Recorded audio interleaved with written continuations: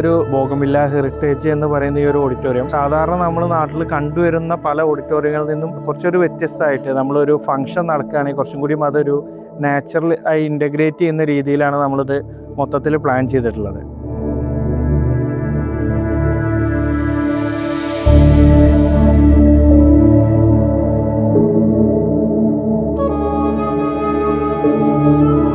അപ്പോൾ നമ്മളിതിൻ്റെ ഒരു മെയിൻ കോൺസെപ്റ്റ് എന്താണെന്ന് വെച്ചാൽ സാധാരണ ഒരു ഓഡിറ്റോറിയം അതല്ലെങ്കിൽ ഒരു ഫംഗ്ഷൻ നമ്മളൊരു ഇൻഡോർ സ്പേസിൽ നടക്കുന്നതാണ് പൊതുവെ കാണാറുള്ളത്. അപ്പോൾ അതിൻ്റെ അപ്പുറമായിട്ട് നമ്മൾ കൂടുതൽ ഔട്ട്ഡോറിൽ നാച്ചുറലായിട്ട് ഇൻറ്റഗ്രേറ്റ് ചെയ്ത് നടത്തുക എന്നുള്ളതാണ്. അപ്പോൾ അതിനുവേണ്ടി നമ്മളൊരു ട്രോപ്പിക്കൽ സ്റ്റൈലാണ് കംപ്ലീറ്റ് ചെയ്ത് ഇതിൻ്റെ ഒരു ഡിസൈനിൽ നമ്മൾ കൂടുതൽ ഫോക്കസ് ചെയ്തിട്ടുള്ളത്. അപ്പോൾ നമുക്കിതിൻ്റെ ഈ ഒരു ഡൈനിങ് ഹാൾ ആണെങ്കിലൊക്കെ കാണാം, ഫുള്ള് വാളായിട്ട് കവർ ചെയ്യാണ്ട് ഫുള്ള് ഓപ്പൺ ആയിട്ടാണുള്ളത്.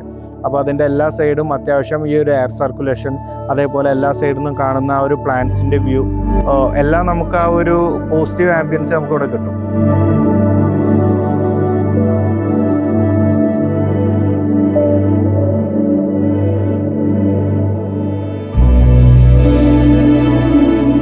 ഇതിൽ നമുക്ക് കാണാം ഫ്രണ്ടിൽ ലോങ് കോറിഡോർ പ്ലേസ് ചെയ്തിട്ടുള്ളത് ഒരു കാൻഡിലീവേർഡ് കാനോപ്പി കൊടുത്തിട്ടാണ് ചെയ്തിട്ടുള്ളത്.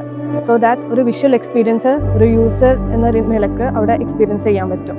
ഇതിൻ്റെ ഡിസൈൻ ഇനീഷ്യലി നമ്മൾ സ്റ്റാർട്ട് ചെയ്യുന്നത് ഇതിൻ്റെ ഒരു നാച്ചുറൽ ടോപ്പോഗ്രഫിന്നാണ്. അതുകൊണ്ട് തന്നെ ഡൈനിങ് ഹാള് നമ്മൾ ബേസ്മെൻറ്റ് ലെവലിലാണ് കൊടുത്തിട്ടുള്ളത്. അതിൻ്റെ മേൽക്കായിട്ടാണ് മേജർ ഹാൾ വരുന്നത്.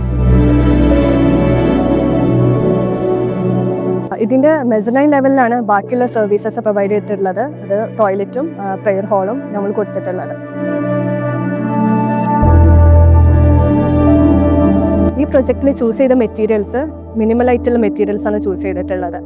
ഇതിൽ എക്സ്പോസ്ഡ് കോൺക്രീറ്റ് ചൂസ് ചെയ്തിട്ടുണ്ട്. അതുപോലെ തന്നെ ഇതിൽ സീലിംഗിൽ കവേർഡ് ചെയ്തിട്ടുള്ളത് പൈൻവുഡ് മെറ്റീരിയൽ ആണ്. ഇതിൽ അക്വസ്റ്റിക് പർപ്പസിൽ ഇന്റീരിയറിൽ യൂസ് ചെയ്തിട്ടുള്ളത് ജൂട്ട് മെറ്റീരിയൽ ആണ്. നമുക്ക് ചൂട് കുറക്കാനും പറ്റും, അതുപോലെ തന്നെ അക്വസ്റ്റിക് പർപ്പസും അതിനുണ്ട്.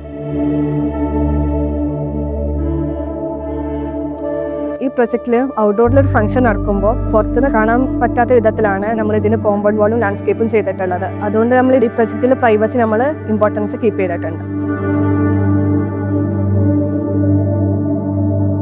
ഒരു 43 സെൻറ്റ് സ്ഥലത്താണ് നമ്മൾ ഈ എൻ്റയർ ഓഡിറ്റോറിയം ചെയ്തിട്ടുള്ളത്. പ്ലസ് അഡീഷണൽ പാർക്കിങ്ങിനായിട്ട് നമുക്കൊരു 33 സെൻറ്റ് സ്ഥലം അഡീഷണൽ വരുന്നുണ്ട്.